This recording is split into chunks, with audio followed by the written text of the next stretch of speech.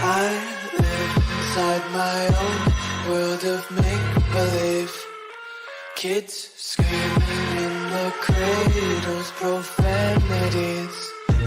I see the world through ice covered in ink and bleach. Cross out the ones who heard my cries and watched me weep. I love that. Hello, betters. Hello. Welcome. Okay, this has been long waiting. I wanted to do this on Friday, but I moved it to today. It doesn't matter. Regardless, in the spirit of Halloween, Dia de los Muertos, right, we are going to be covering 7 scary UFO and alien encounters. I'm sure there's much more. There are much more, but these are the ones I'm going to cover. And I want to give a huge shout out to our Discord members, especially in our open mic, for helping me put together these stories. Let's jump in. What do y'all say? Shout out to all the mods who are running the chat, y'all. Thank y'all so much for everything you're doing. Daniel, Jessica, Justin, Allie, Chris, Miss Brookers, Heiser. Hope I didn't miss anybody, y'all. Thank y'all so much for everything you do. And thank y'all for hanging out in the chat. And shout out to all the vetters. If you want to become a YouTube member, there's a link down below in the description. You'll find it. I have a members only stream coming up next week. I do them every couple weeks. And you get lots of other perks too. So if you want to join, all good. And of course, we have our Patreon still going. You can find the link in the description as well. And that is just where I put up basically videos that don't go up on YouTube. So you get a lot of extra content on there. And what else? That's it. I do have a couple other shout outs, but I'll get to them as we go through this video. So welcome, everyone. Let's dive in. All right. This first, you know what? I'm going to tell you all the cases we're going to cover here, okay, on my trusty clipboard, y'all. We got the, I'm hoping these are the right names, the Alaska Death Field. Yeah, that sounds inviting. The Stardust Ranch, okay, that's next to Skinwalker Ranch, a neighbor. Cisco Grove incident. Falcon Lake. Holy, that's a crazy one. Cash-Landrum. The Sandown Clown. Say that 10 times fast. And finally, the Hopkinsville, Kentucky encounter with goblins and whatnot. This is crazy. They shot at him and stuff. Okay, so and we're going to give a lot of shout outs to some different YouTube channels today too, who covered a lot of this. And then of course at the very end we'll get into some chat questions and conversation here. But first, let's just get this going, right? Enough of me blabbing, y'all.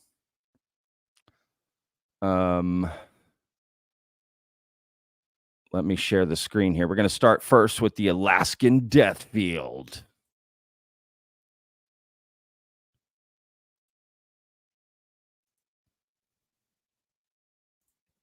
We've got some things queued up.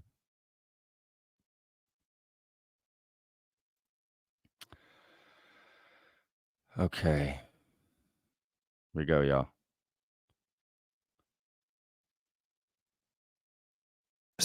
Snow-capped peaks, and glacial rivers. One of the campers, Jack Friedman, a trained pilot who once taught night navigation in the Coast Guard, woke before dawn and walked to a nearby stream to wash up. He was stopped in his tracks by an unearthly sight. A squadron of circular aircraft, 15 or 20 of them, hovering perfectly over a clearing in the valley below. Quote, I wasn't awake, Friedman recalls. but that woke me up. I bet it would wake you up. The new Bearskin Hoodie 4.0 claims to be the most advanced, waterproof tactical hoodie ever made. They must have been a half-mile away, down in the valley. I'd guess they were 20 or 30 feet in diameter. They were glowing a warm orange glow, translucent, like those glow necklaces they sell at rock concerts, except orange. They looked like two half-shells separated by a black band, an empty space that circled them in the middle. I stood with my mouth wide open, watching them hover like lit-up hummingbirds over a clearing.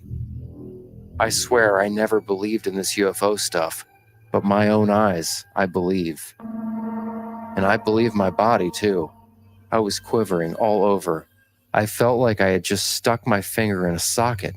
I was stunned, hypnotized, by the way a deer gets stunned in a car's headlights and can't move. I had heard a lot of, quote, sourdoughs, prospector hermits who had told stories about spaceships in the wilderness. But here I was seeing a whole group of them. By the time I got myself together to go back to the tents to wake my buddies, the craft were gone. Everybody thought I was crazy, hallucinating, and so did I, for a while. But the image was so definite, so eerie, I knew it wasn't a dream, but reality. Except it was a reality I wasn't used to seeing. I suggested we pack up our stuff and go check out that clearing down in the valley. It took us a couple hours to make it down. Then it was my buddies' turns to gawk. What we saw in that clearing, you will not believe.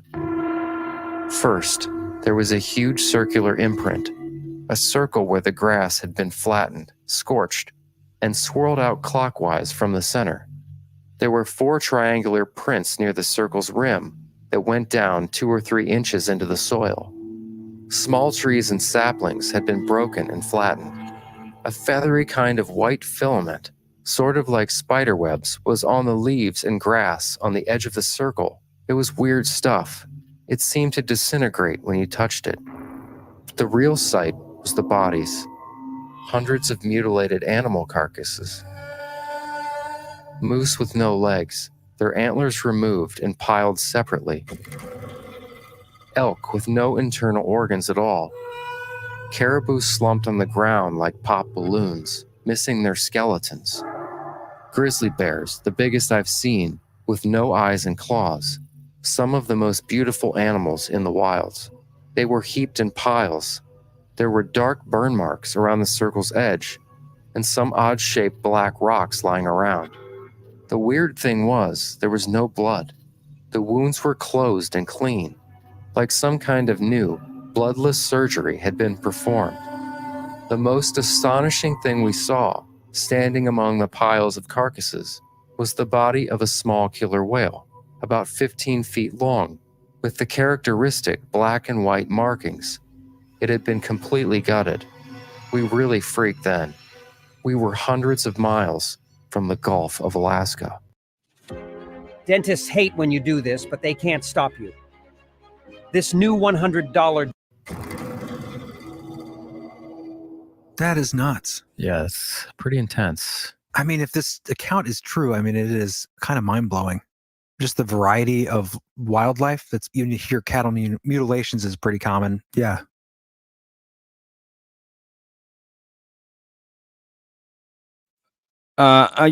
Gosh, that's crazy. Hang on, I have a picture to bring up, and I'm so sorry about the ads, y'all. I've tried to do a premium subscription on the vetted channel, and it keeps, there's an error. It won't let me do it. It's driving me nuts because I can't. I got to figure that out. That is such a pain in the butt to see those ads come up. Hang on, I have a picture. Shout out to Admiral Salad Bar for providing me this picture. Hang on, and bring it up of this. Okay.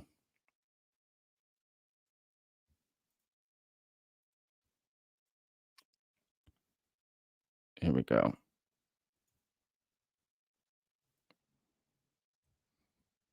Let's see if I can make that bigger. Oh, great. Can't make it bigger. Oh, there we go. That thing. All right. So you can see whale carcass. All right. Whale carcass. Look at all this in a circle here. Definitely a crazy incident. I don't know if y'all, I'd never heard of that one before. So interesting if y'all had heard of that case before. There's so many cases I've never heard before. So don't feel ashamed if you're like, someone says a case and then you're like, oh, I never heard that. And they're like, you never heard of that case? Oh my God. I promise you could bring up a case they've never heard of.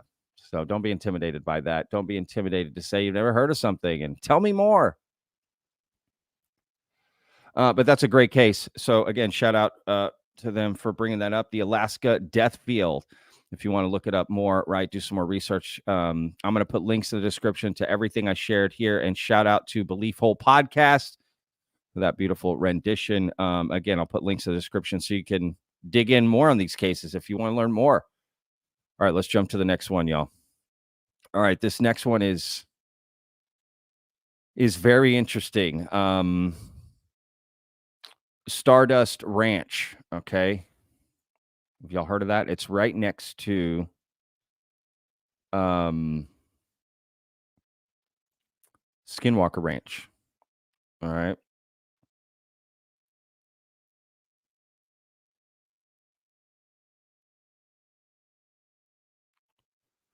Make sure this will play. Yeah. Okay, here we go. And I'd also like to ask if you've ever heard about this before, and if you knew Skinwalker Ranch had a neighbor like this. One night they went to bed, but Joyce was snoring, which kept John awake. As he laid there, a familiar feeling of not being alone crept over him. He said that 3 shadows slowly moved around the room, which filled him with dread and left him feeling paralyzed. Remembering the baseball bat he kept by his bed, John managed to regain his composure and reached for it. To his horror, he felt something cold and damp lightly tapping against his outstretched arm. Grabbing the bat with one hand, he used the other to seize whatever was touching him. John leapt out of bed and struck what he said was a grey-coloured entity multiple times with the bat. After the third strike, the thing, whatever it was, and the other 2 shadows vanished. Shaken, John dropped the bat, woke Joyce, and exclaimed that he knew what was happening to the horses. John described this thing as having large, bulbous eyes and stood around 4 feet tall. He explained that as he struck it with the bat, it made a hissing sound, and then in the panic afterwards in the darkness, he could no longer see it and wasn't sure where it went or how it left. According to John, the encounters with the grey-coloured entities did not end with this initial incident. In fact, if anything, their visits became more frequent. Both John and Joyce began to see the small grey entities with large heads, skinny limbs, and black bulging eyes. They often saw them briefly at night in their bedroom and during the day on the ranch. John started to conceal carry at all times and said that he'd used it as a warning numerous times to fend them off. The increasing visits and John's desperate attempts to defend against them strained his relationship with Joyce, leading them to sleep in separate bedrooms. John just did not want to leave the ranch, and Joyce was worried that she was going to get accidentally hit while the confrontations were taking place. It was these beings that John believed were responsible for the marks he and Joyce had experienced and the things that had happened to their animals. During one alleged encounter, he confronted them asking, "What are you doing on my ranch? Why are you entering my house? Why are you trying to harm us and our animals?" He never received an answer, but according to John, whatever was happening at the ranch, the aggression continued towards them and the animals. The Edmonds were said to have been visited by these entities up to 3 times a week, always in groups of 3. Convinced the bat was not enough of a deterrent, he decided to replace the bat with a sword. One evening at around 6 p.m, as darkness was setting in, John headed towards the kitchen and recalled that there were 3 of these things inside his home. His Rottweilers had noticed them too and began barking and charging at them. John said that he struck one of them with the sword and retrieved some tissue before all 3 of them vanished.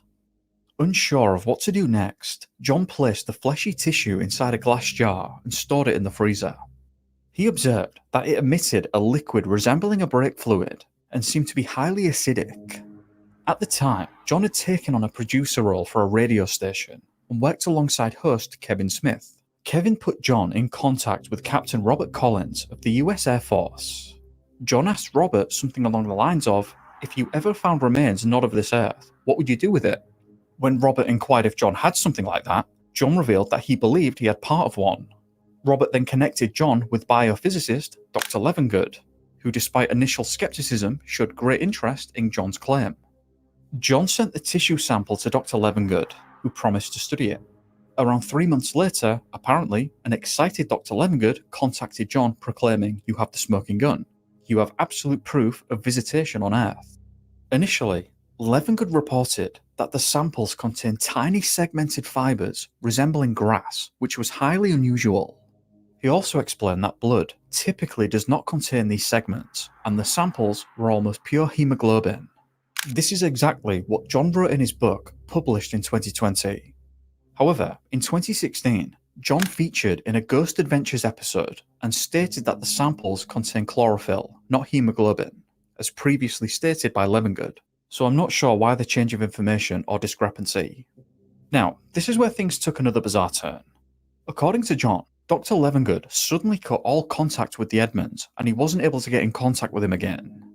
John later discovered that Dr. Levengood had passed away on the 28th of September 2013, aged 88, reportedly from head injuries sustained after tripping and falling in his lab. Additionally, John said that the samples had gone missing. And to add to the situation, Dr. Levengood's wife passed away a couple of weeks later. Some time after Dr. Levengood passed away, apparently, John and a friend of his were outside the ranch when a black SUV suddenly pulled up to the property. Two men wearing black suits got out and approached the gate. The gate was 7 feet tall and locked, but instead of waiting for John to open it, the men, apparently, simply walked, or phased, right through it. John and his friend, now frightened, jumped up and backed away. John speculated and thought that the men might be officials trying to intimidate him with technology that is not understood by the public. The men stopped about 10 feet away from John. John demanded, "Who are you guys? Can I see some ID? You're trespassing here." The men looked at him and demanded that he stop talking about the crafted scene. The new bearskin hoodie 4. Oh, great. An ad. Anyway, I was just about ready to stop it there anyway. Yes, so that is Stardust Ranch. How crazy is this? This guy first arms, getting approached by these beings, right? In his bedroom with him and his wife, and then decides to start packing heat. I'm from Texas. I get that, right? To scare him off. And then for some reason he decides to start arming himself with a sword, like, King Arthur or something. I don't know, Braveheart. I don't know what he's doing. Highlander. I'm not sure what's happening here.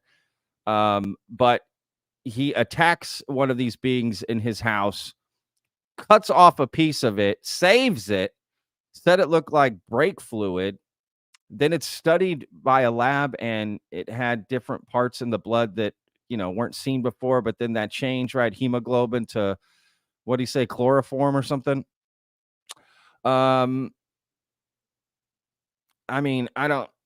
Super interesting. That's all I got to say. It's very interesting. I don't know about the idea of just slicing an alien with a sword and getting a piece. Why wouldn't you just shoot it?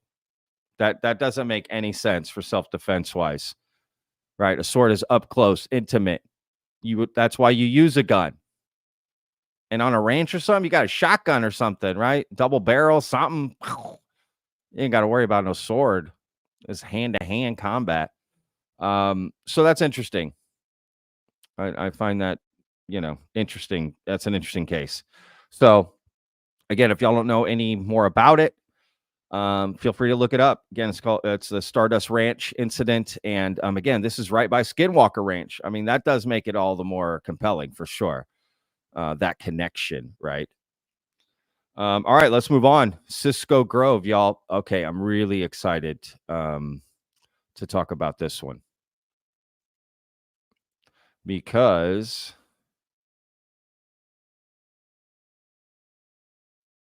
one of my favorite YouTube channels ever covered this thing. And I'm talking about the Y-Files. Shout out to Gino from the Y-Files, who's been hanging out in the Vetted Discord a lot. And shout out to Daniel and Todd, who have been joining Gino on his Twitch stream. So Daniel or Todd, if you guys are in the chat, Daniel especially, can you throw up Gino's Twitch stream link or whatever, the Y-Files link? That would be great. Yeah, pretty cool, guys. That's happening. So shout out to Gino. And shout out to the Y-Files. And of course, they covered this incident called Cisco Grove. Okay. And this is a very famous UFO incident. And enough of me blabbing. Let's hear from AJ and have him explain it a lot better than me.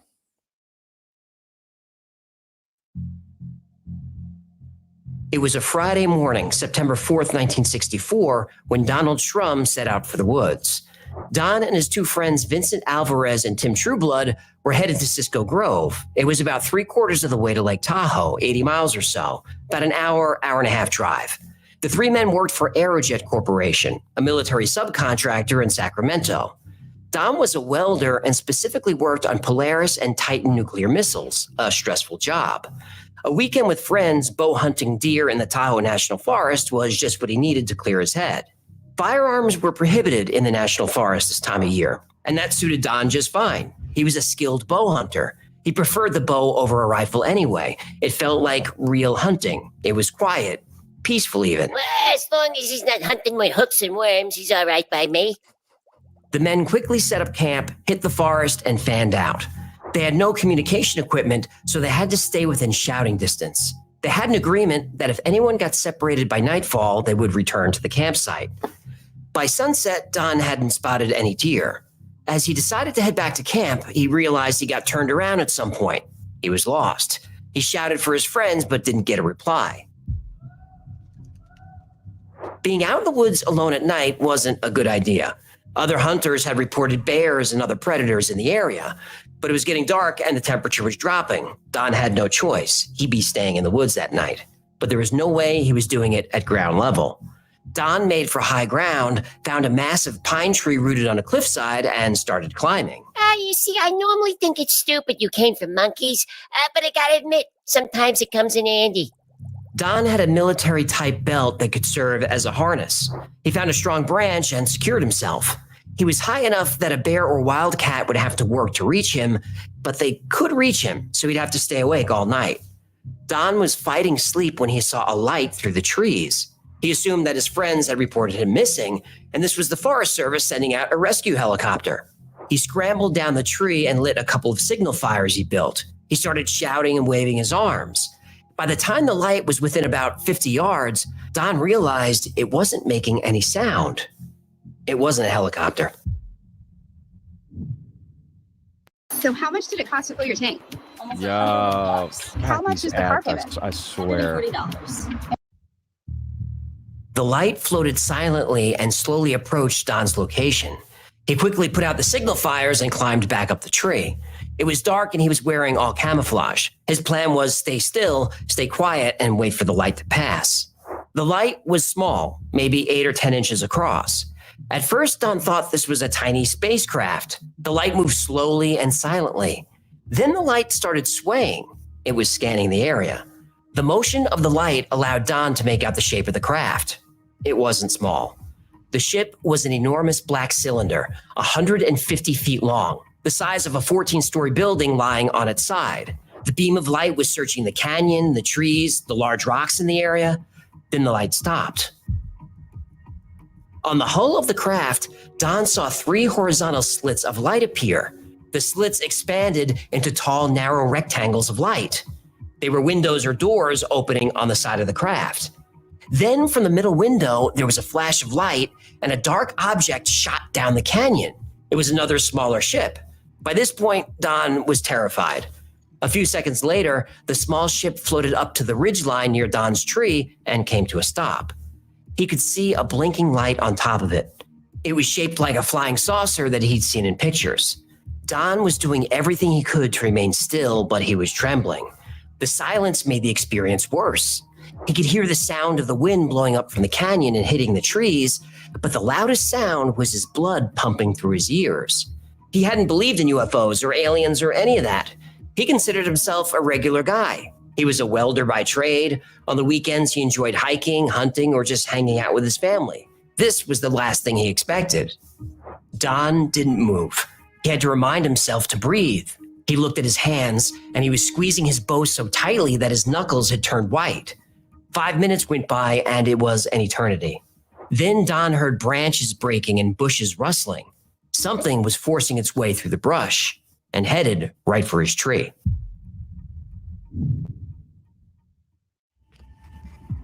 So, okay, I'll put a link in the description, y'all, so y'all can find out basically the rest of that story and hear more about it. The visuals on that are so good, y'all, right? The visuals are so good. Basically, that guy gets stuck up in that tree and starts fighting off these aliens. But I think that's, the rest of it. Anyway, feel free to go check out the rest of this incident and dig deep further. That's what all this is. Just a little taste, a little amuse-bouche to get you excited about these cases and want to dig further into them. Again, shout out to the Y-Files. Great production. Literally one of the best channels on YouTube. That's why it's such an honor to have Gino join us in the Discord and hang out with us and everything. I love it. And I love seeing Daniel and Todd on their Twitch stream. That's so cool. Love it, guys. Collaboration, y'all. That's what it's about.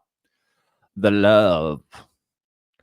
I love that incident. That's such a great case.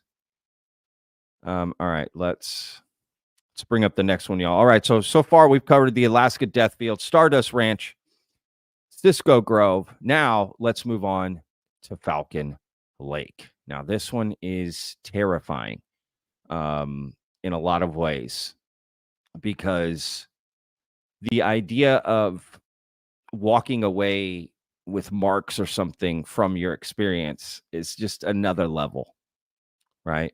Because mentally you can think, oh, did that happen? What did I see? Then you look at your body and you've got, marks and stuff. It's like, what? Did something happen? It's like Memento, waking up and you got all these tattoos. Like, oh my God, what? Let's solve a murder. All right. So Falcon Lake, I believe that's, yeah. Let's bring that up.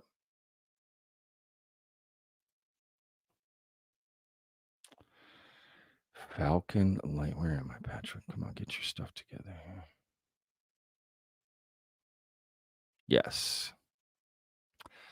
And this is basically like a little eyes on cinema approach here to this one.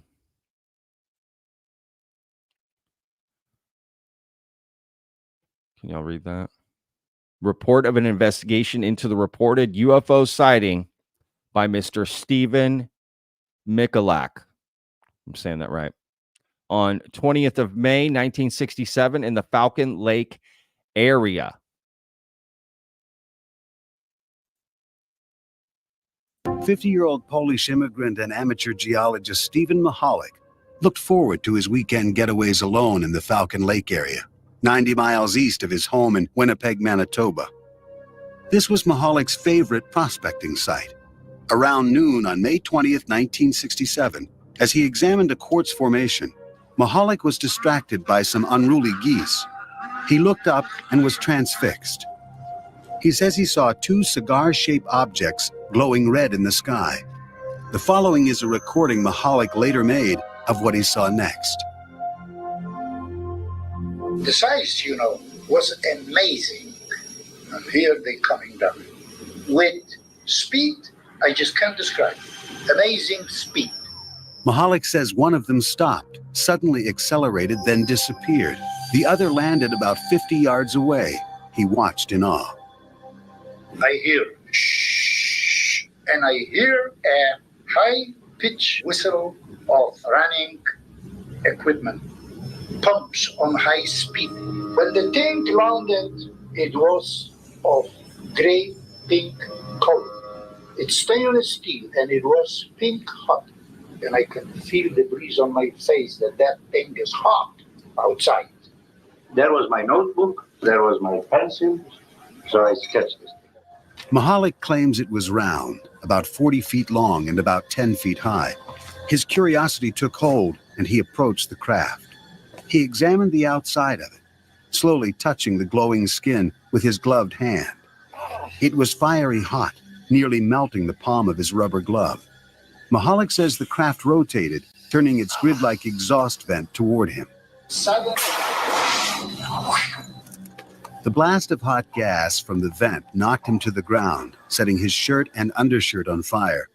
The craft suddenly lifted off the ground, according to Mahalik, and soared straight up. He threw his burning shirts to the ground, dazed and in severe pain from burns to his chest and stomach. Mahalik says he wandered around for what seemed like hours before he managed to gather up his supplies. He found his way out of the woods, caught a bus, and later that night arrived back in Winnipeg. Still in pain, he rushed from the bus station to nearby Misericordia Hospital, where he was treated for first-degree burns. Mahalik claimed the blast from the craft had etched a grid-like pattern into his abdomen that matched the pattern on the exhaust vent. The next day, Sunday, he was spirited off to the St. Regis Hotel after convincing the managing editor of Winnipeg's highly regarded daily newspaper, the Winnipeg Tribune, that his extraordinary encounter was real. At that time, I said, okay, as any newsman would have done, draw it. I gave him a piece of paper. I think that drawing has become the most famous UFO piece of evidence in the world today. He sat down, he drew it in front of me. I hid it. I talked to him. I called doctors. I called police. And I sure as hell didn't want the Winnipeg Free Press getting the story. Monday's edition. I think the Bob Lazar UFO, right, is the most famous. I'm going to continue this, guys. I do want to hear the rest. But see that UFO behind me? I think that's, well, I guess that's a drawing, right? Is that what he's saying? I don't know. Anyway, this is an interesting story, isn't it? I love these older videos about this stuff. Edition of the Tribune led with this headline: Mahalik soon became a sensation worldwide. What followed was one of the most intensely examined UFO cases on record.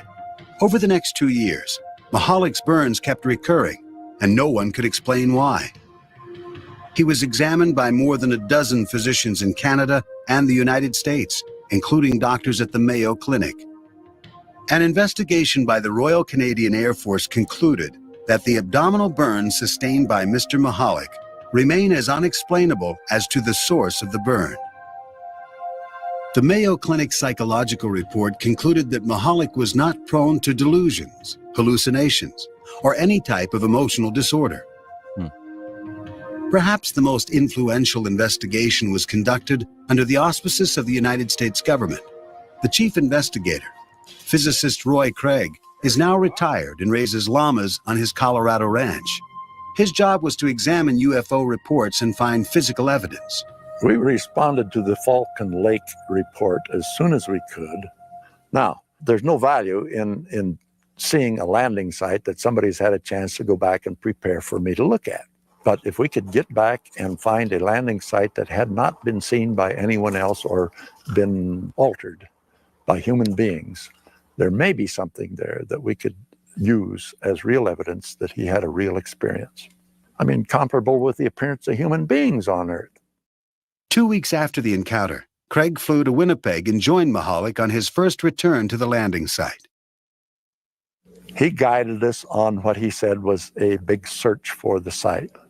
Actually, we just roamed around in haphazard circles, coming back to about where we started and didn't go very far at all. He was trying to give us the impression of leading us on a search for a site. And we all concluded that the site probably did not exist. With no apparent physical evidence, Craig classified the case as without merit. The American investigation was over. University of Manitoba astronomer Chris Rutkowski, believing the government reports left many questions unanswered, launched his own investigation. In 1994, he published The Falcon Lake Case, Too Close an Encounter, in the respected Journal of UFO Studies. The terrain around the site is very rugged, very rocky. The brush is very, very dense. The trees all look alike. The rocks all look alike. And to a person who's disoriented, not feeling very well, it might be very, very difficult to find the exact site after some period of time has elapsed. Skeptics, disagreeing with Rutkowski, also do not believe that Mahalik would make physical contact with an extremely hot object he assumed was a UFO. But this does not surprise his son. He is the kind of fellow that fear is not in his vocabulary. Not that he's a fearless man, but that when he sees something he doesn't understand, he doesn't fear it. He just chooses to understand it. Skeptics wonder why no one else saw the craft. I talked with the people who were in charge of managing the fire tower. It was manned at that time, and the people were absolutely certain that there was no way that two vehicles like he described, glowing as they were, could fly into that space and out again. There was no way that that could happen without their seeing it. My conclusion on that case is that all the evidence that I found pointed toward hoax rather than a real experience. And not even a skillful hoax, a very inept hoax. Mahalik became bedridden and incapacitated in the 1980s. Was this hardworking and devoted family man capable of crafting such a hoax? For my dad to fabricate something as large as this would require more than I think he had. More than he has. He's a simple man. He grew up and lived a very straight, hard life. This was no con man. This was a man who later went down a Mayo. They couldn't figure it out. I couldn't figure it out. The doctor I had there couldn't figure it out. I am not about to be taken by anybody. This guy didn't take me. This guy was legit. Stephen Mahalik never wavered from his story. He believed he had encountered a UFO. Roy Craig and the U.S. government disagreed, but they never classified the case as solved. The official report lists Mahalik's sighting as unexplained.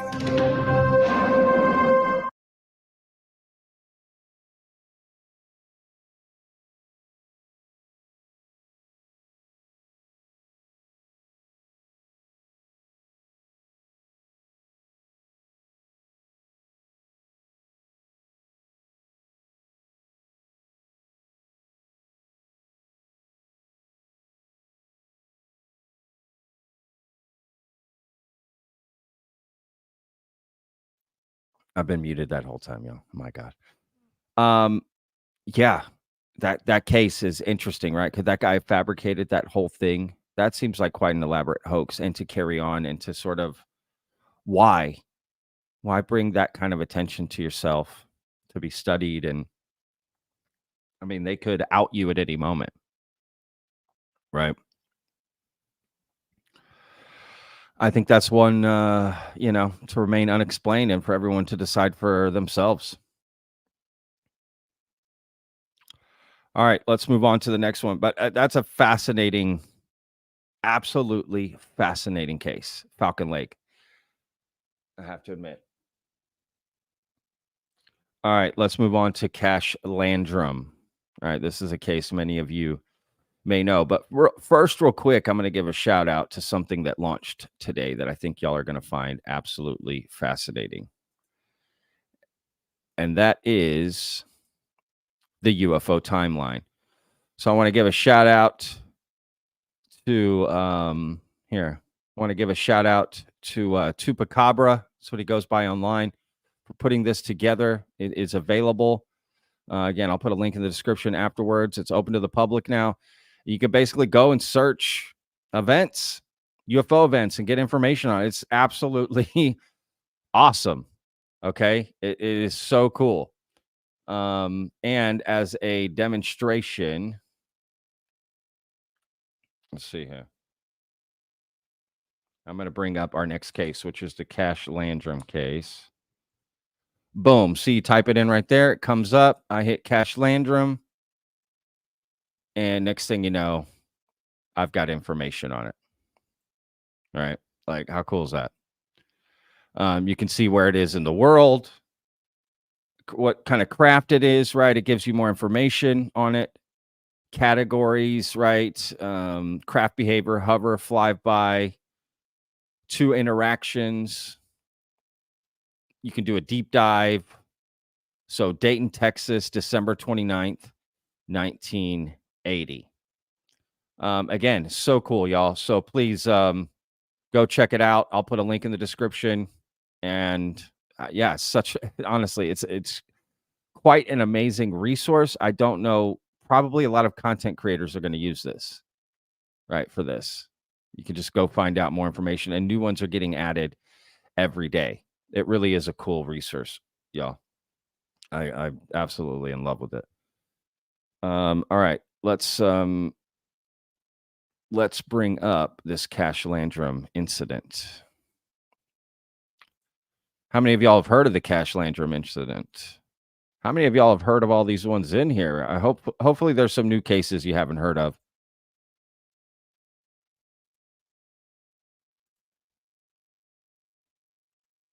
All right.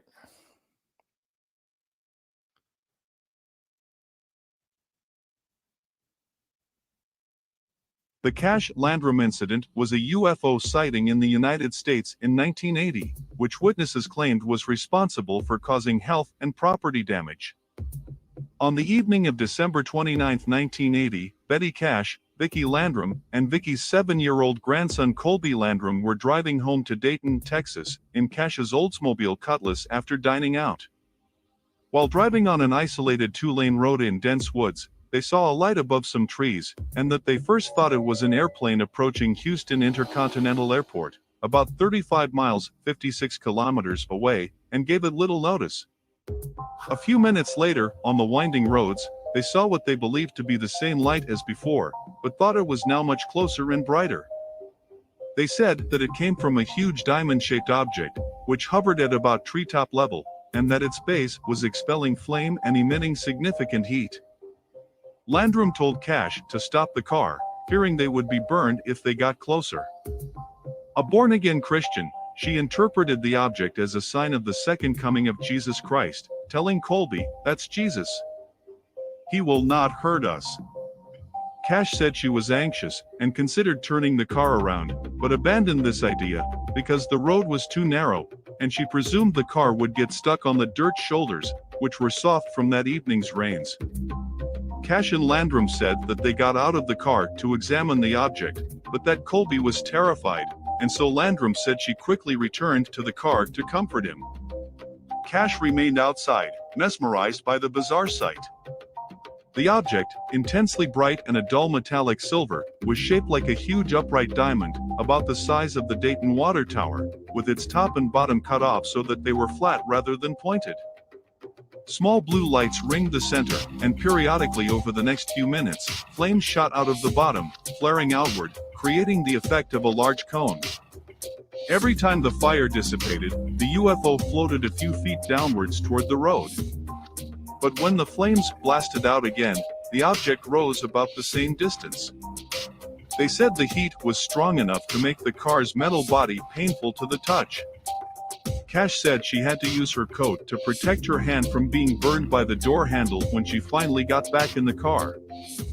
When she touched the dashboard, Landrum claimed her hand pressed into the softened vinyl, leaving an imprint that was evident weeks later. Investigators cited it as proof of their account.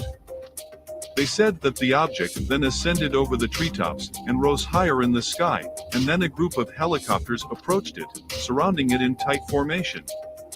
Cash and Landrum counted 23 helicopters, and later identified some of them as tandem-rotor Boeing CH-47 Chinooks used by military forces worldwide. This is so interesting. So this thing is emitting some sort of like rocket propulsion, like on top of this car, right? And it's so hot that the woman can imprint her hand into, I know exactly what she's talking about on the dashboard, right, of the car. I mean, that's insane. This is insane. I there's not many stories like this, if any. Right? And these helicopters are here. Right? It's such a fascinating story, right? And this is in Texas, baby. Yeah. I don't know about this. It's these two sweet old ladies, right? Like All right, let's continue. With the road now clear, Cash says she drove on, claiming to see glimpses of the object and the helicopters receding into the distance. From first sighting the object to its departure, they said the encounter lasted about 20 minutes. Based on descriptions given in John F. Schuessler's book about the incident, it appears that they were southbound on Texas State Highway when they claimed to have seen the object. The initial location of the reported object, based on the same descriptions, was just south of Inland Road.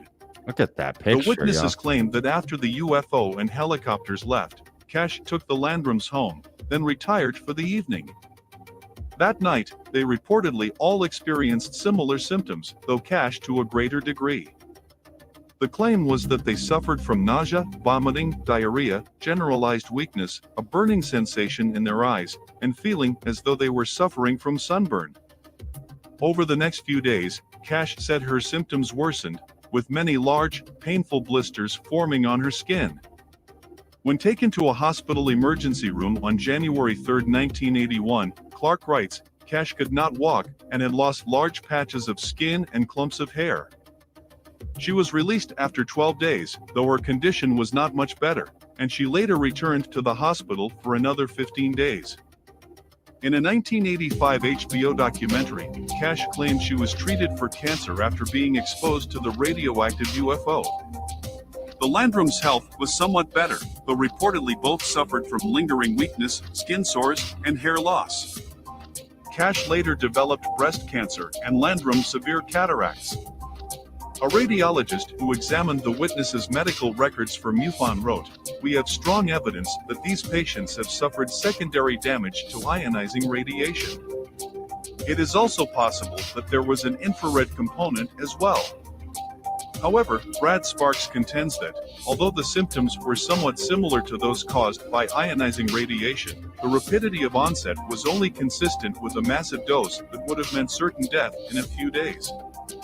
Since all of the victims lived for years after the incident, Sparks suggests the cause of the symptoms was some kind of chemical contamination, presumably by an aerosol. Cash died on December 29, 1998, 18 years after her claimed close encounter. Landrum died on September 12, 2007. To this day, there is no conclusive explanation of the night's events. What do you think happened? Please leave a comment below. Cash-Landrum. Again, links in the description. Go check these out. Music was a little loud on that, right? But regardless, that is just a fascinating incident. I mean, look at that image right there with these choppers. Wouldn't the choppers have noticed, hey, there's a car down there? You know, what are they doing? Are they're transporting it? Maybe they were carrying it with wires, right? This thing, whatever it was. You know, trying to find a prosaic explanation here is really hard. Right. Either these women imagined the entire thing, but both later developed all these physical problems. This is one left unexplained. I gotta admit, it's very interesting, for sure. So, let me know what you guys think in the comments of this one. Super interesting. That imagery is fascinating. Yeah, very fascinating. All right. Oh, man. Okay. This next one is what I might describe as nightmare fuel. So be warned for this next one I'm going to bring up here.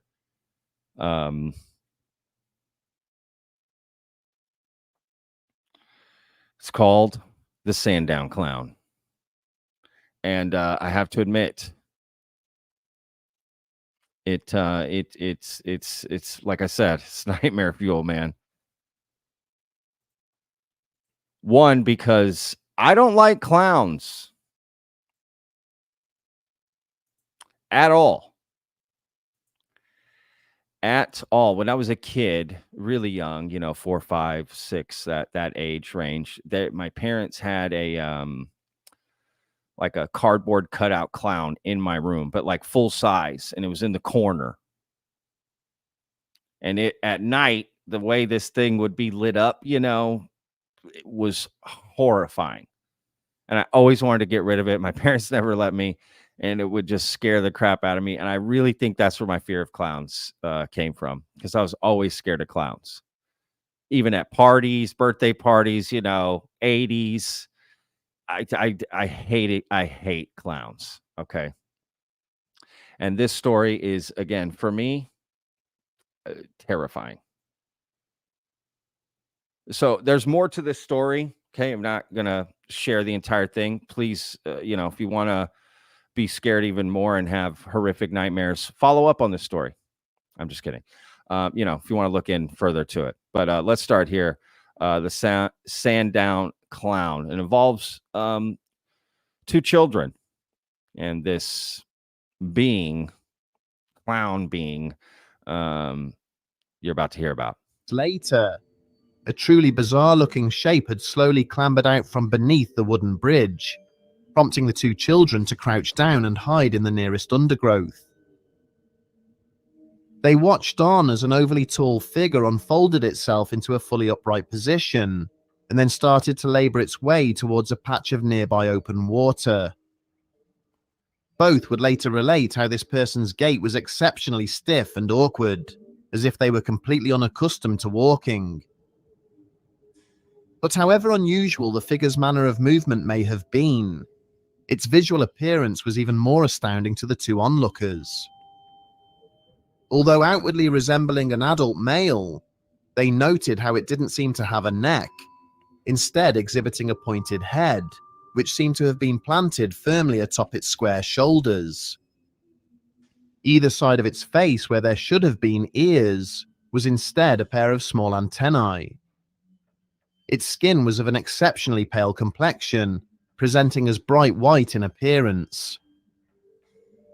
Equally as outlandish were the clothes it was wearing, which included a torn bright green tunic and a grimy yellow hat which was topped off with some form of rounded metallic bauble.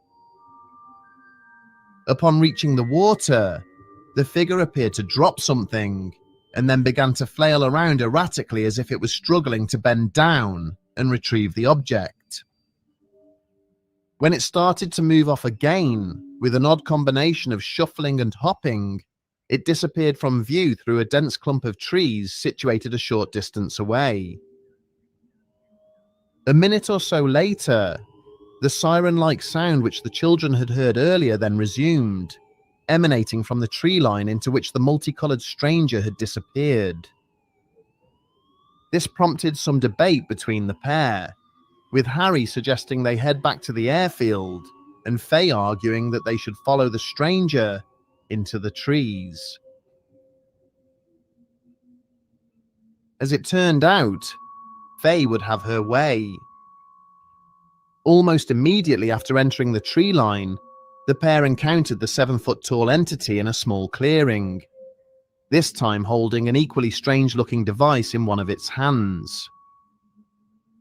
During a subsequent interview with investigators, Faye would describe this as a microphone of some description, apparently connected to its chest by a length of white cable.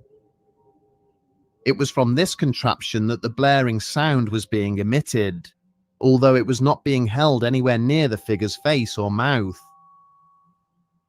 As the children emerged into the clearing, the slender figure turned to face them, causing Harry to turn and run. But as Faye had also gone to flee, hell no, she had suddenly heard an odd metallic voice in her head, pleading with her not to leave and reassuring her that she was in no danger. When Harry nervously rejoined her, the 2 children slowly approached the waiting stranger, who then put away the odd device and walked forwards to greet them. With apparent difficulty, the colourful entity then produced a small notepad and pen, proceeding to write out the words, "Hello, I am All Colours Sam." Hell no. An awkward pause then followed, before the stranger then began to speak in the same bizarre metallic tone that Faye had heard in her head. The children noted that as it did so, the crude yellow lips which seemed to comprise its mouth were not actually moving. This odd feature, along with a square nose and triangular patches where the eyes should have been, gave Faye the impression that Sam was wearing some kind of mask. After a brief conversation, the stranger then asked the children to accompany him to his home, which was situated a short distance away. Having persuaded themselves that despite its odd appearance, this being was not a danger to them, Harry and Faye agreed to do so. Why would you do that? Why would you do that? After following him a short distance, they eventually came to a rectangular metallic structure, which was hidden further away in the marshes. Both children maintained that this construction was sparsely furnished, with chairs and a heating element, and walls covered with gauges and dials of varying descriptions. Here, the stranger shared a simple meal of berries and water with Harry and Faye, who were then bewildered by the bizarre manner in which he ate. He inserted the berries into a small aperture located beneath one of the antennae on the side of his head, and then jerked his head to one side. Seconds later, the children saw the berry apparently pass behind one of Sam's triangular eyes, before briefly appearing within his mouth, where it then disappeared. As time passed, they questioned Sam regarding who he was and where he came from, listening to his stilted and often confusing replies. He explained that he was not like them and that he stayed away from people in the forest, as he feared they would attack him for being different. He reassured the children by stating that he was not a monster and that he was also not a ghost either. He then bade them farewell, shuffling alongside them for a short distance back to the tree line before heading back in the direction of his home. Yeah, that's not terrifying. The only thing I'll say is there's a lot of detail there for these kids to remember. Kids don't typically remember that kind of detail for such a long experience, like length of time, in my opinion, right? In my experience. Let's say I'll ask my nephews, hey, what happened at school? Nothing. How'd it go? It's great. And then you ask them to explain something. They'll tell you about like one incident or an overall, but like this is a lot of detail. So I'm curious how they extracted all of this information about all of this. But regardless, absolute nightmare fuel. And he's dropping a berry down below. You know what I mean? It sounds like it's just going behind his mask and like followed down like Planko. You ever seen Prices Right? Just like Planko style, like to his mouth or something. I don't know. But I don't know. Eating berries through your antenna and then it falling by your eye down to your mouth. I don't know. But regardless, what a great storyteller that person is too. And the visual imagery and everything, black and white. So good. So well told.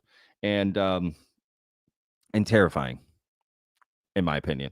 And why the heck would you go back to his little metal hut?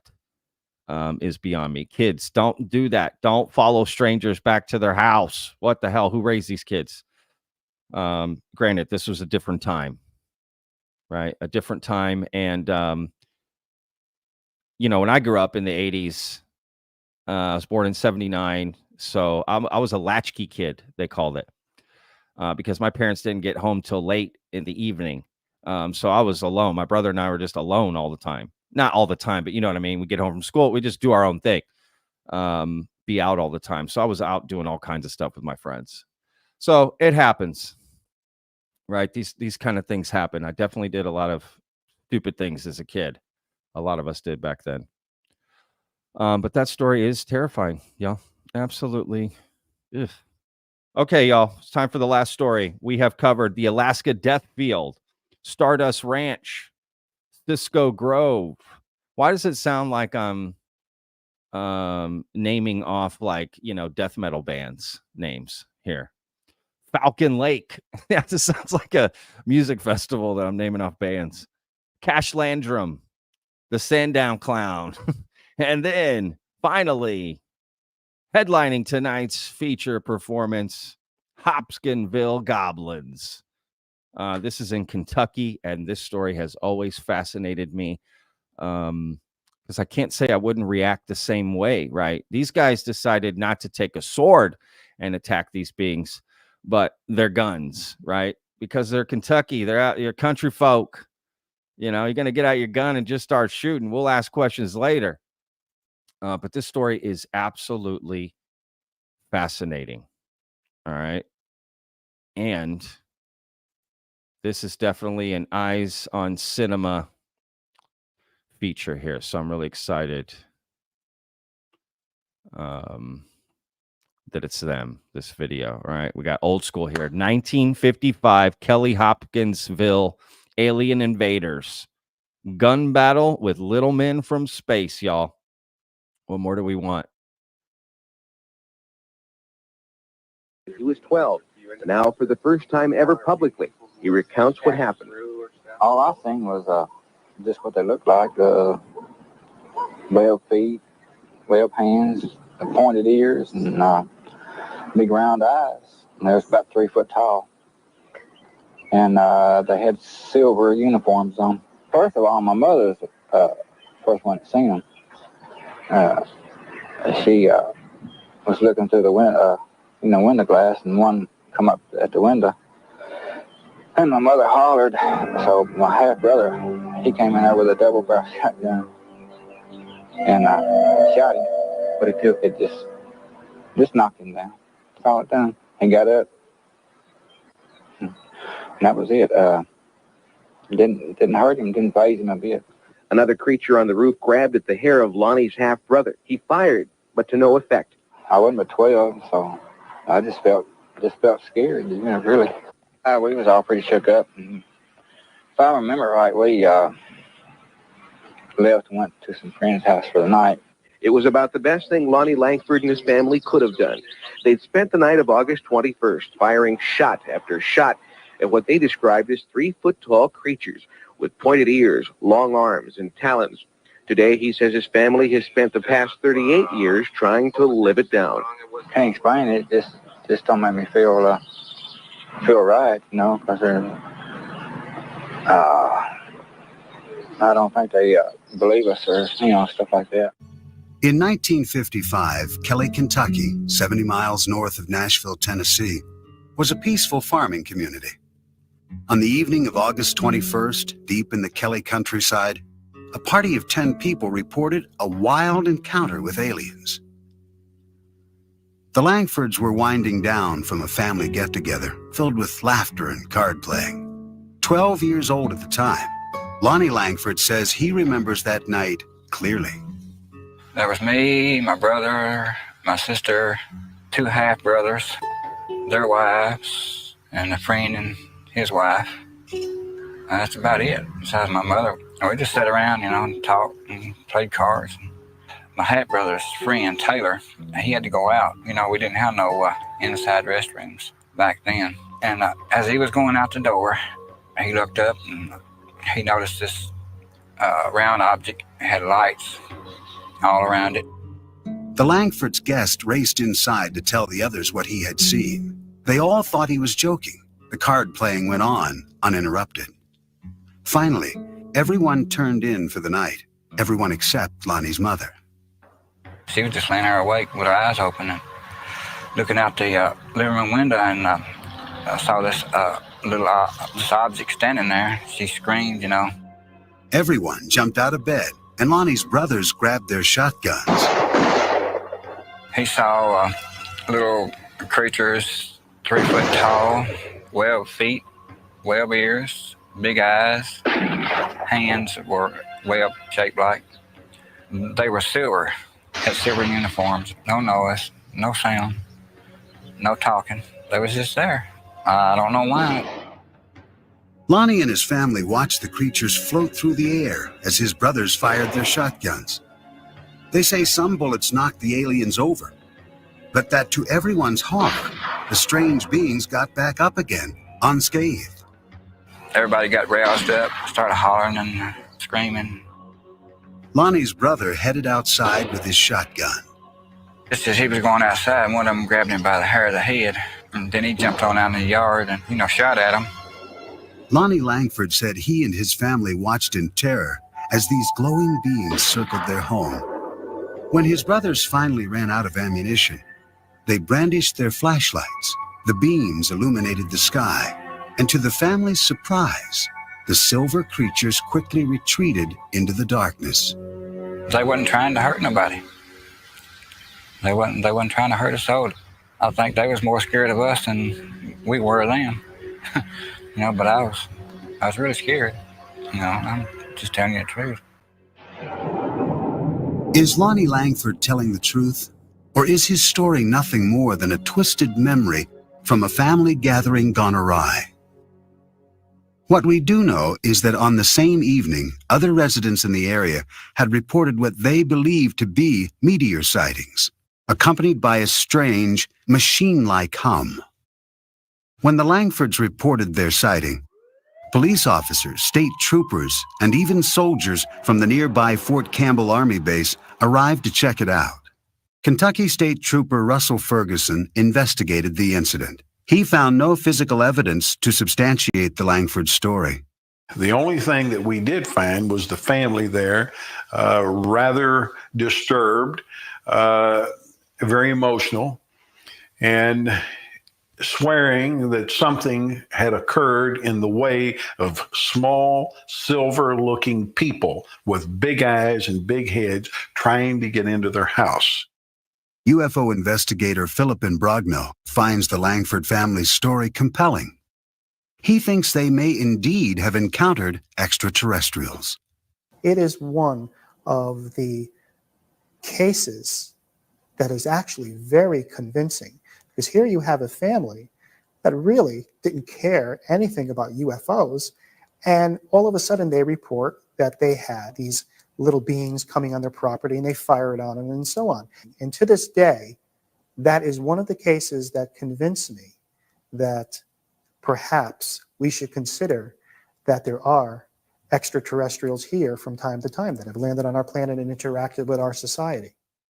During the time of the Langford sighting in the mid-50s, Americans of all walks of life were enthralled with space-age images, and a new wave of science fiction movies was coming out of Hollywood, many of which were based on the growing anxieties surrounding the Cold War.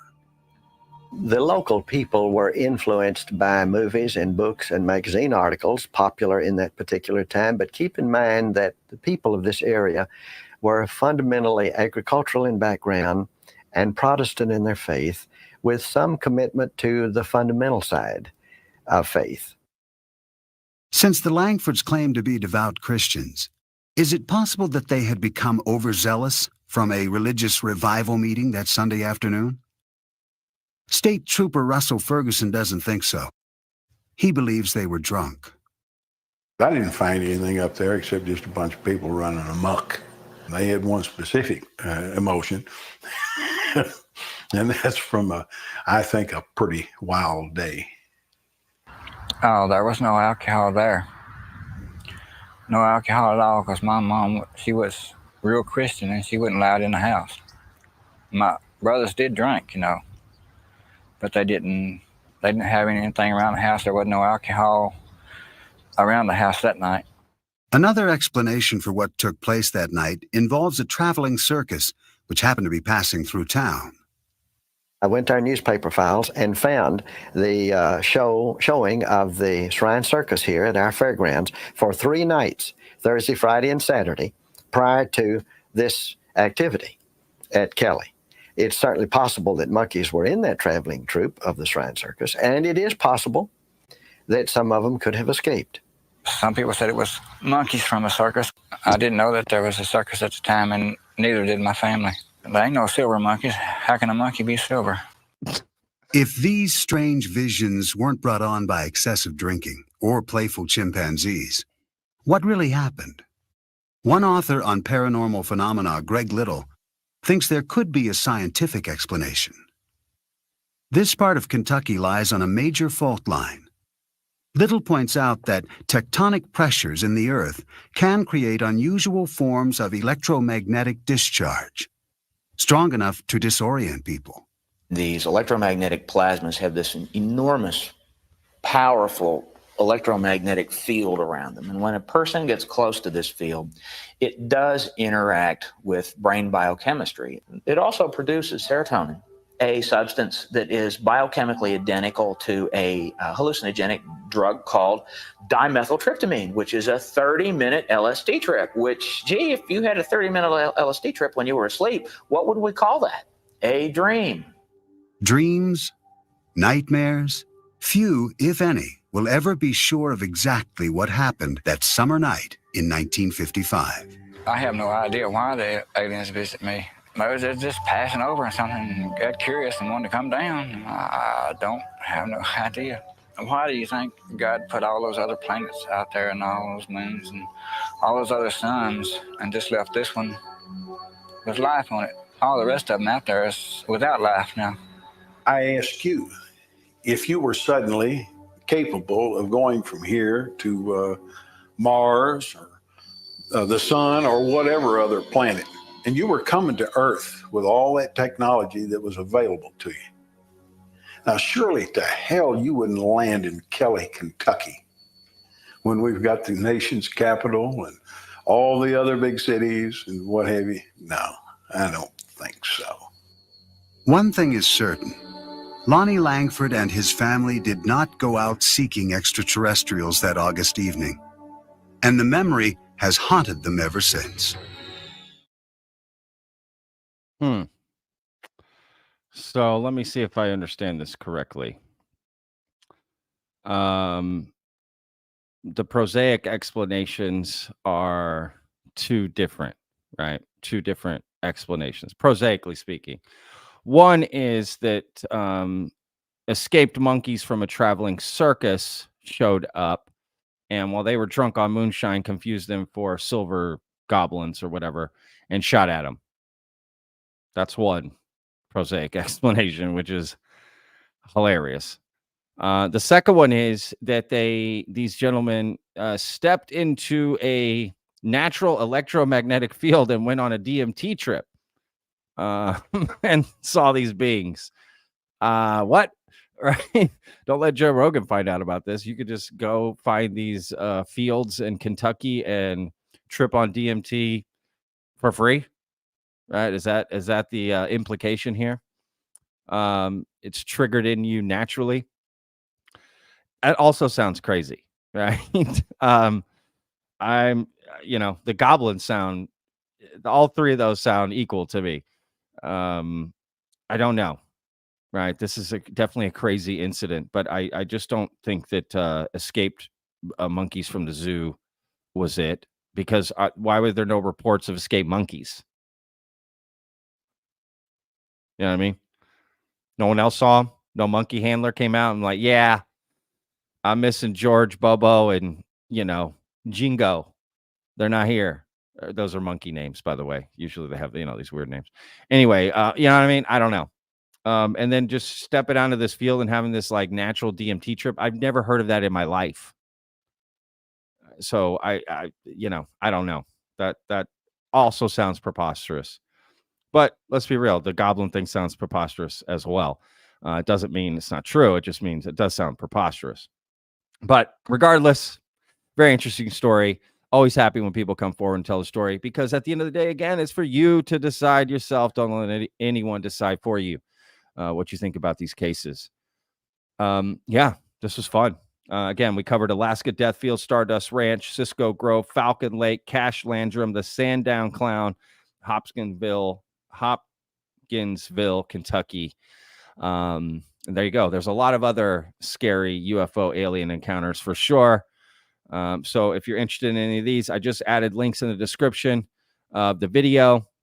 So feel free to dig in further on these if you like. All right, y'all, it's time to get to some chat. Let's get y'all involved here. Thank you again to the mods and everything again for hanging out. Oh, look at this. Ebony McKickass. Boom. Her and Hilda. Your cat. Hi, Hilda. Hope you're...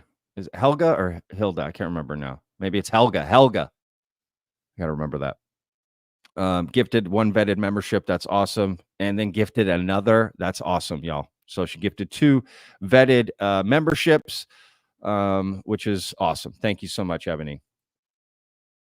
Ebony and Hilga. Is that it? Helga. Sorry, Hilga. Why do I want to say Hilga? I can't get anything right today. My apologies. Thank you so much. All right.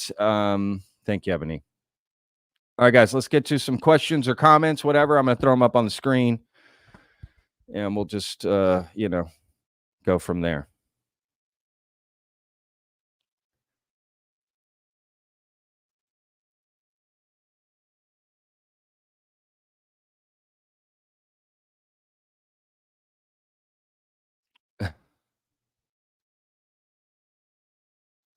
Dean says monkeys and moonshine. Monkeys and moonshine, my new punk band name. I like it. Maybe just Moonkeys. I like that by itself. Moonkeys is good. That's funny. There's always a lot of band names, right? This guy says, I can assure you, I live near Hopkinsville. We don't get free DMT. Yeah, I feel like that story would have gotten out. You know what I mean? Like people would have, that would be a thing you'd have heard of before. How has Joe Rogan never heard of this and talked about it? Right? This clearly he would be talking about this, which I'm sure he would find fascinating. And I would also find this fascinating to learn a little more about that if that's somewhat true. To be honest. Have you ever heard about the Amazon face ripper aliens? I think I have, in Brazil. Yeah, there's some crazy stories out there across the globe, y'all. Far more darker stuff I could have shown today, but I just didn't want to get too crazy. I'm not trying to traumatize anybody here. I mean, face peelers, hello. That is crazy. Paul, I'm trying to get yours. Paul here. Paul Chataway, thank you for being a member, Paul. DMT entities is a big thing right now. No, you're right, man. And that's what they say, right, when you trip on DMT. I've never done it. Don't plan on doing that personally. Probably not. I don't know. Not my thing, to be honest with you. I like my present, I don't like losing control, if you will. I feel like that's a loss of control, mind control. But regardless, they claim to see like these elves, right? Could these be similar to these little gods? They kind of were, the imagery. So maybe that's it. Maybe they were just tripping on DMT and then they just started shooting at these things. Katsai says the trauma happens in the after party. LOL. Yeah.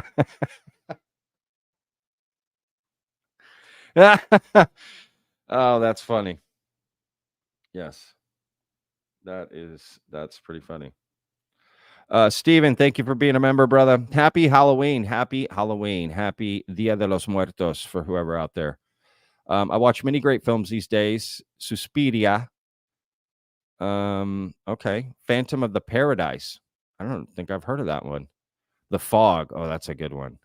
At vetted fave horror movie. Oh, good question, man. I don't watch a lot of horror, but I guess if I had to pick one, tell me if this is considered horror, but I would say the Blair Witch Project still. I saw that movie before it hit like national theaters here locally in the Dallas area.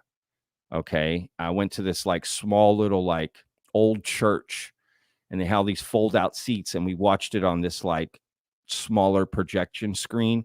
And if I remember correctly at the time, and this was part of their marketing scheme, it was believed that this was maybe real, right? Like this was found footage. Like this term wasn't like used, you know what I mean? This was all brand new back then when Blair Witch came out. And so we went and saw the movie or what I thought could be real at the time. It made it terrifying. Like watching that was terrifying. I'll never forget that. And then I remember my friends played a trick on me because when I went back to my apartment, they had put like from the movie, like the little stick figure in my window and like these little rocks built up by my front door. It's terrifying. But anyway, let me know y'all's favorite horror movies.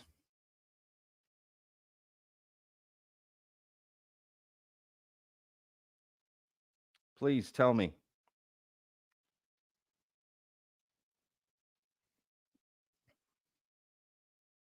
Steven says, yeah, the Blair Witch is excellent. Scary. Yeah. Love that one, man. Because it just, there's something, I love horror movies that don't show you. They imply, right? It's just around the corner. It's just through those trees. It's just on the other side of it, right? Like you can hear it, you can feel it, you can sense it, but you don't see it. Or that minimally show you things, you know. I like that. Because your imagination is far, what your imagination can come up with is far scarier than anything that can show you on a screen, for the most part.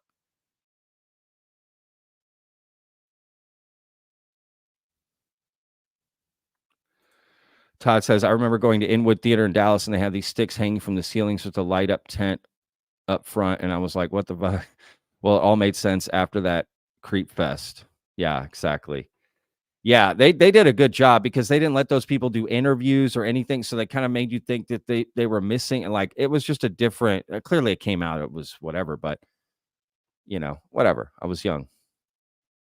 At Vetted, what would be more interesting if aliens look like us or nothing like us? Oh, that's a good question, John.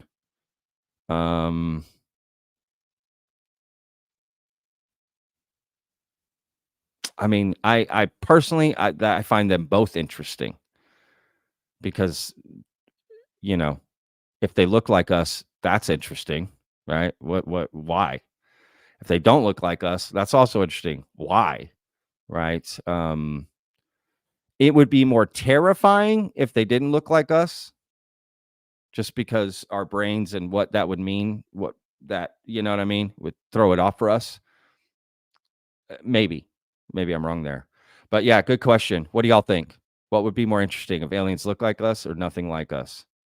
Again, for me, I find them both equally interesting just because of the why. Why would they look like us? That leads to a whole series of questions. And if they don't look like us, again, leads to a whole series of questions. But which one I would find more terrifying? Definitely if they didn't look like us. Well, I take that back. If one showed up that looked just like me, that would be the most terrifying. Russie, if your life was turned into a film, who you have playing you? Colin Farrell.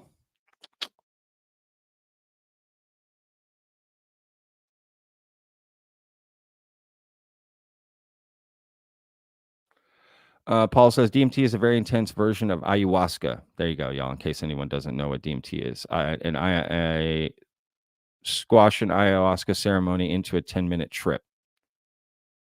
Yeah, because ayahuasca is much different. Well, it lasts a lot longer. There's a whole ritual. At least that's what they say people should do.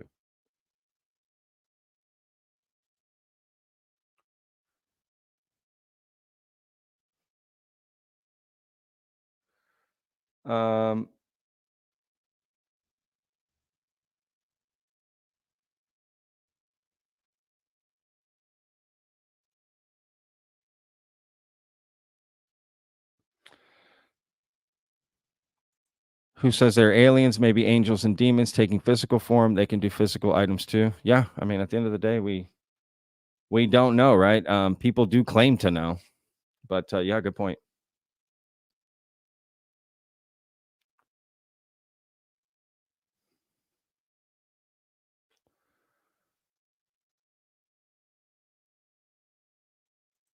Greg said, imagine if they were from Clown Planet. Yeah, dude, if that's what would be scary if aliens show up and they look like clowns. This is my reaction. I'm out, y'all. I'm out.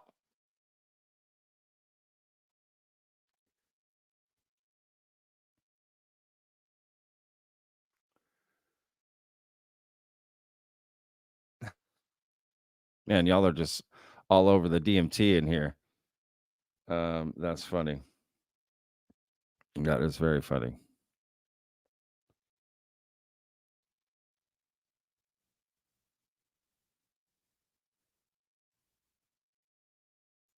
Prometheus is a really good movie. Just saying. You know what? Why don't y'all throw me your favorite like horror films that, if they're alien or UFO related, much better. But if not, all good. Let's talk about, this is a Halloween special here, live stream. So let's talk about some scary movies. Killer Clowns from Outer Space. Yep, that's a movie. I remember seeing that as a kid. Well, part of it because I couldn't watch it.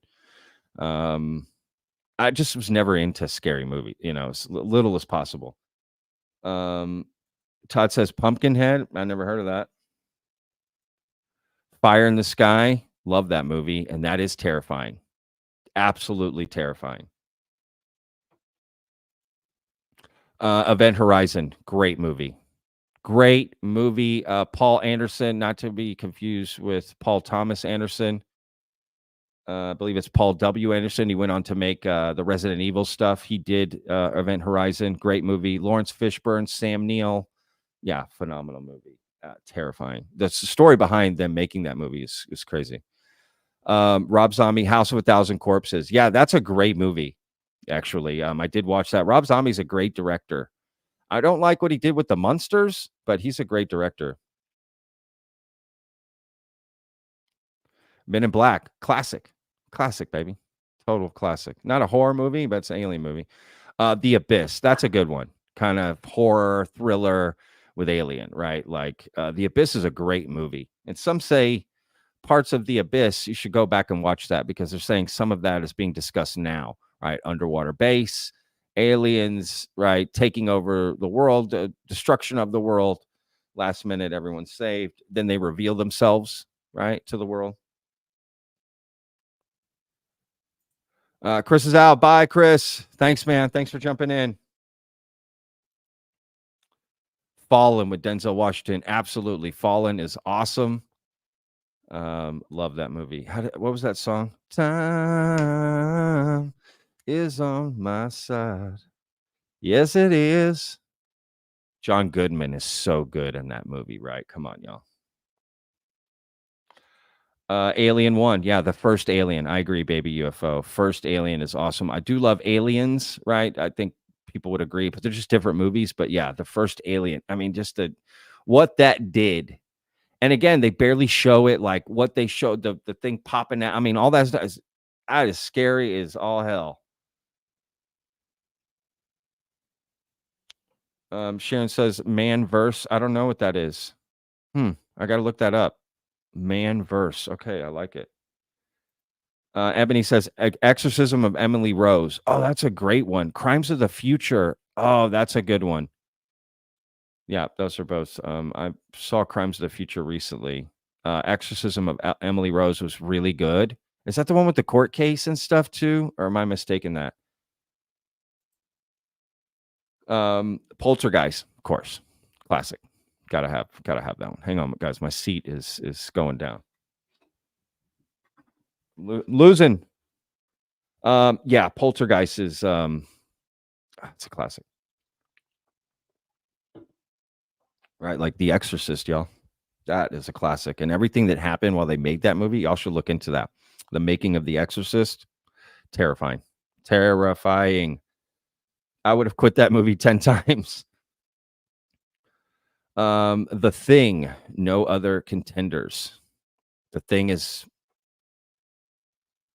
really good. Isn't that John Carpenter? Talking about the original The Thing with Kurt Russell. They did a remake. I didn't think it was that good, but the original is phenomenal. I agree, Roland, and thanks for being a member, brother. Scariest movie is yet to be made. Someone make one on taxes. Love the work, Patrick. You're the man. Someone doing their tax returns. I mean, honestly, that is terrifying. That's funny.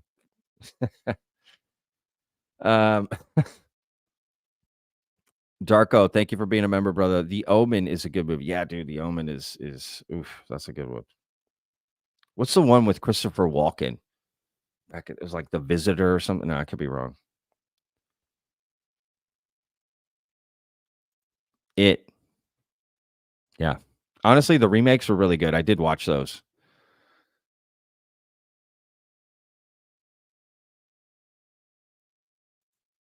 Rip Sam Neill. Wait, Sam Neill passed away? When did that happen? I don't remember that. Pumpkinhead is great. Yeah, I gotta watch Pumpkinhead. I haven't heard of this. Contact is good. Is it scary? Not really. Maybe. Drag Me to Hell. I've heard of that. I think I have heard of that.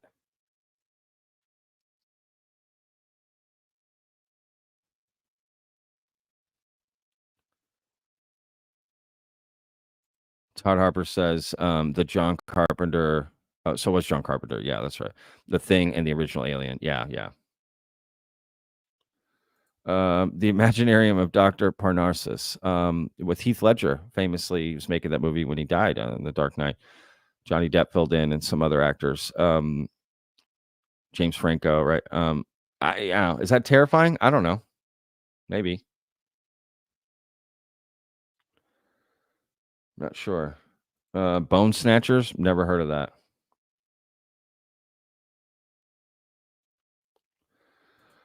Fourth Kind.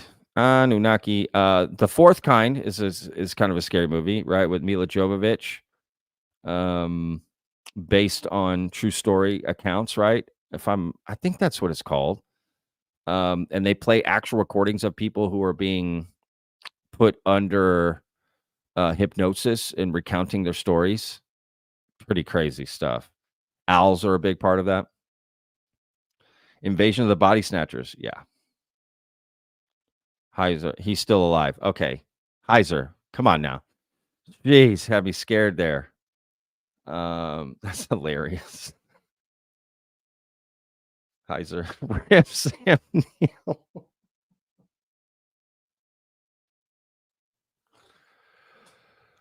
Oh. That's funny. Justin says Tim Burton's A Nightmare Before Christmas. Yeah, that's great movie. Great movie. Everything behind that movie too. Making that. Signs, classic and terrifying. Terrifying. I remember the first time I saw it, I was terrified. Saw that in the theater. Terrified. The music. Man, I do remember that experience. Honestly, seeing when the kids are in the school and they show the being run by the window, I'm sure a lot of people had this reaction, but the first time I saw that in the theater, I was like, holy F, like what the, I mean, it was like, oh my God, I felt like those kids, like, did you see that? Oh my God, did you, the way they shot that too, handheld cam, like so good. So good.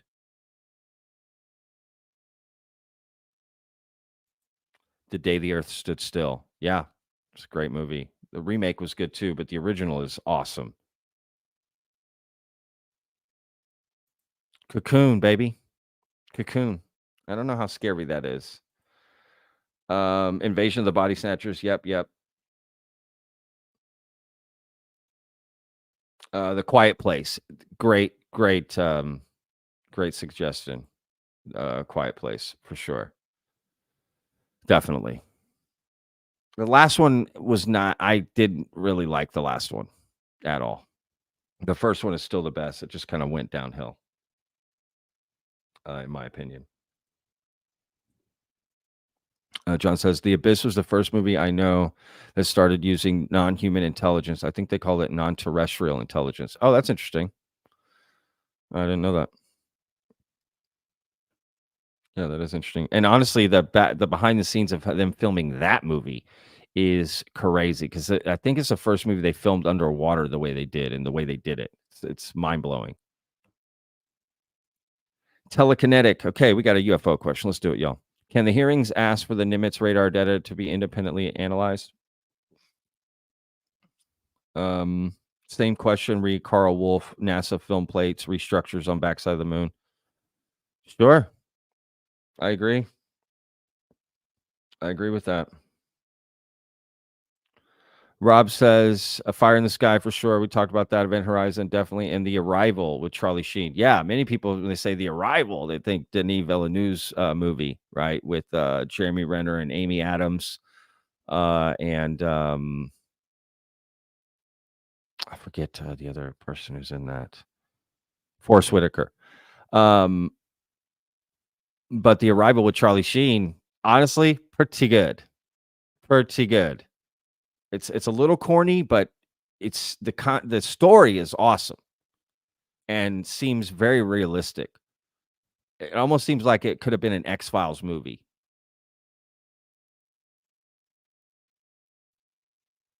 You know. Constantine. All right, yeah, that's a good Halloween movie. Yeah, you guys watch weird Halloween movies, y'all. What are y'all watching for Halloween?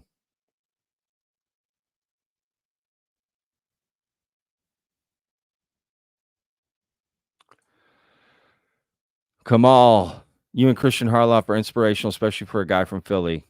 Awesome, man. Absolutely. Love Philly, dude. Philly will always be in my heart.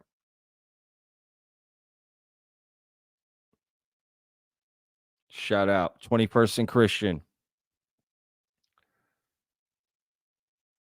The Blob. I haven't seen that movie in forever. The Fog, the original, definitely. Deep Star 6. Hey, I don't know if I remember that, Rob. Wasn't that a movie? I mean, I'm thinking, or television show, or was that Deep Star 9 or something, or Deep Space Nine or something? I don't know. All right, the classic, y'all. They Live, of course. Of course. Tomorrow's War. That's interesting. Chris Pratt. That's kind of a horror movie in a way. There's a lot of those aliens are terrifying. Yeah. Texas Chainsaw, y'all. The original in Texas. Leatherface. Let's go. Also, the making of that movie is absolutely fascinating. The making of that movie, the stories are crazy. Talk about guerrilla filmmaking.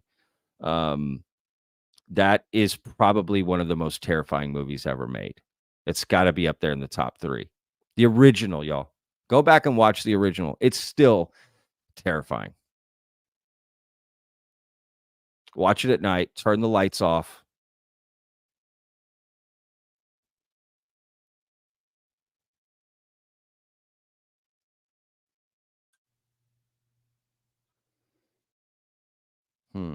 Brightburn. All right. Yeah, I saw it was about a kid who went like superhero crazy or something, like an evil Superman kid or something. I think that was interesting.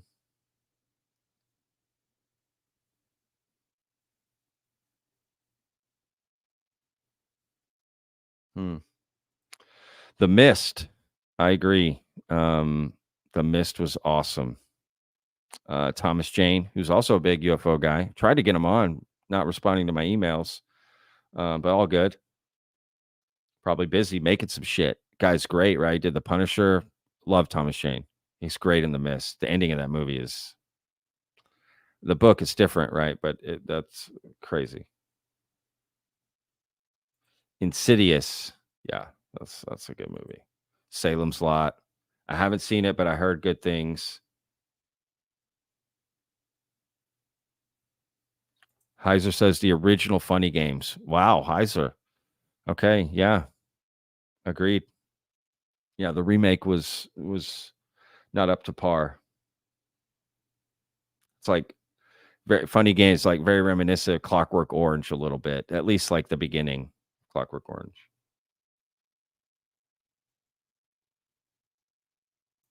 Yeah, Hostel. That's a great Halloween horror movie to watch, like Hostel. What are some funny Halloween movies? Are there any funny ones? People need to make some funny ones. Yeah, Communion.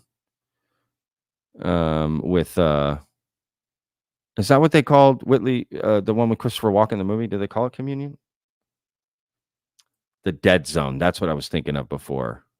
Thank you, space people. It was the Dead Zone. That's what I was thinking of before.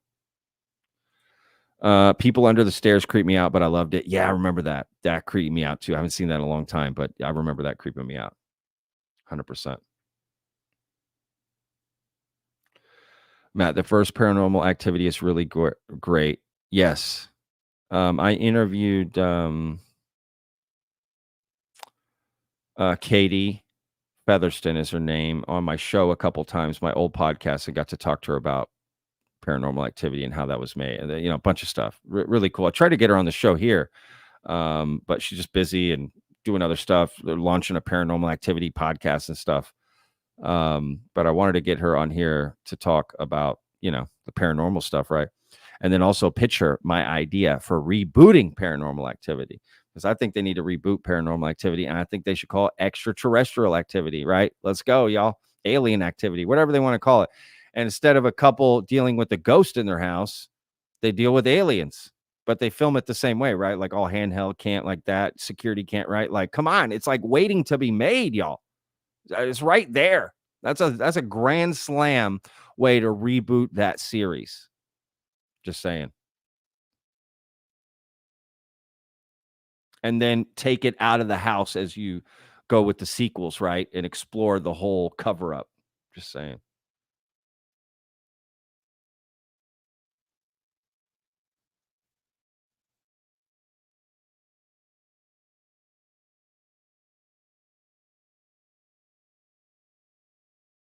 Y'all are still talking about it as if Sam Neill is still alive. I love it. Do we just need to end this once and for all?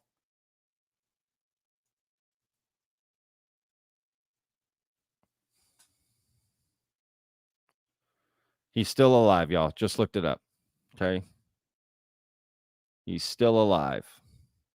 He's 77 years old, but he is still alive. His wife passed away in 2017. Maybe that's what somebody's thinking of. But Sam Neill is still rocking, y'all. Okay, so we can set that aside.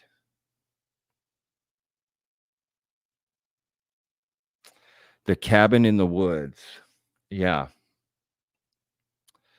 Yeah, that's a scary movie.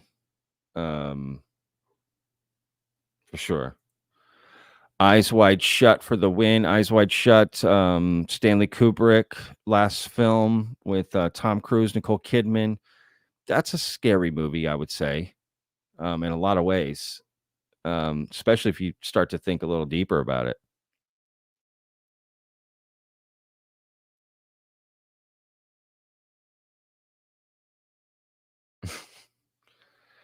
The Amityville Horror. Yeah. Isn't that house still for sale or something?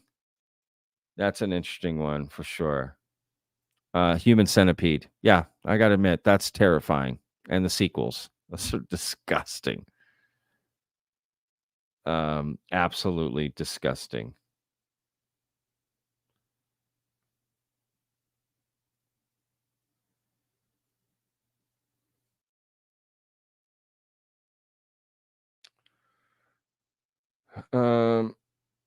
The Last Exorcist has my childhood friend in it, and his girlfriend is a director. The Last Exorcist. I don't know that one.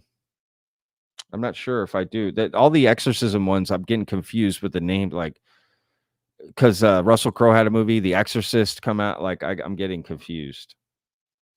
So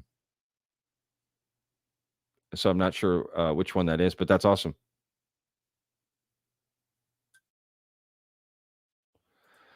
Tusk, Kevin Smith movie. I found that actually quite terrifying, if I'm being honest. It's kind of campy, but there's something about it that is downright disturbing if you think about it.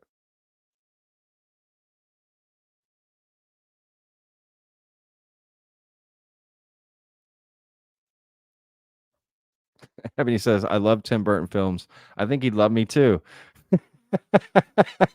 I love it. Probably would. Great comment. That's funny.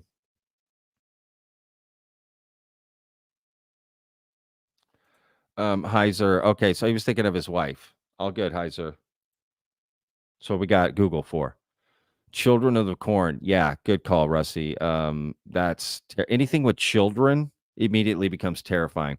How has no one brought up Hereditary this whole time? I haven't seen that in the comments. Hereditary. That's one of the most terrifying movies I've seen in years. Hereditary was oh God. That you know, also Midsummer. I think that's what it was called, Midsummer. That was oh, Barbarian. I saw that one. That was terrifying for me. That was pretty scary.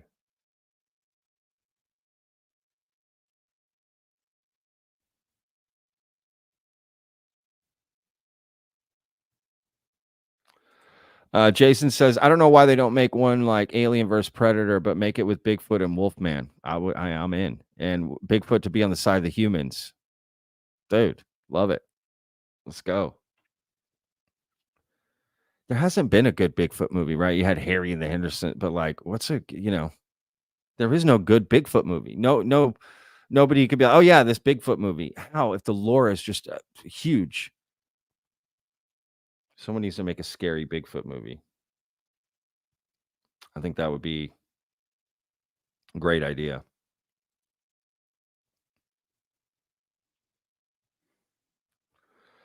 All right, guys, I'm going to go a few more minutes and then I'm out. Let's get a couple more movies in here. Carrie, got to bring up Carrie, of course, right? One of the greatest horror movies of all time, for sure. 100%, Todd. All right, guys, come on. I need to see one of the best horror movies. Ooh, okay, I got to bring this up. It's The Shining. I wouldn't say it's a thriller, but I would categorize this as a horror. Oh God, okay, I got to talk about this. Bone Tomahawk. Love that movie so much. The director is really cool. He makes really good movies. I like all of his films, but Bone Tomahawk with Kurt Russell is crazy. Great movie.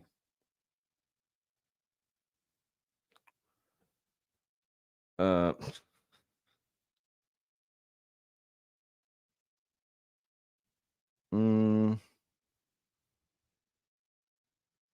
don't know. I'm not seeing it.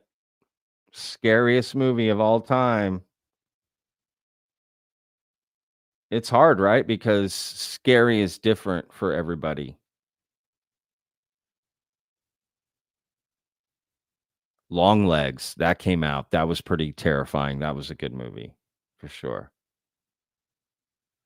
All right, I don't know. I don't think we can name the scariest movie of all time. I think it's kind of impossible. Right? It might be The Exorcist. Texas Chainsaw, Blair Witch. That's what, for me personally, that's where I would put it. Oh, there was a lot of comments, y'all. Sorry, I was way behind. Okay, what is that? AJ says that the scariest movie of all time, Jaws, hand down. I mean, Jaws is pretty terrifying. When that came out, what movie affected like real life the way Jaws did? How many people didn't want to go to the beach because of Jaws? Or anytime you were at the beach, you would get in the water, Jaws. Like, the effect it had on swimming in the ocean, in the water, like, I don't know if any other film has had that kind of effect in a lot of ways, right? I don't know. I can't think of another movie that has done that like that. Maybe Blair Witch for like camping. But Jaws, what it did to the water, y'all.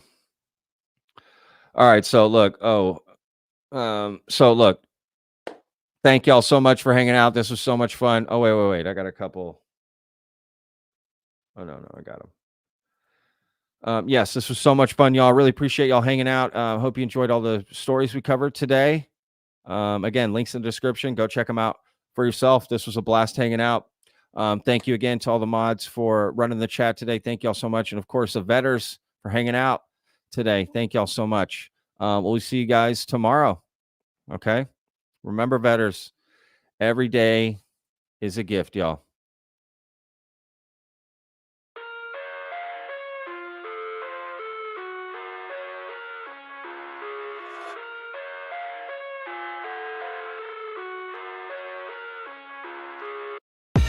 I live inside my own world of make-believe.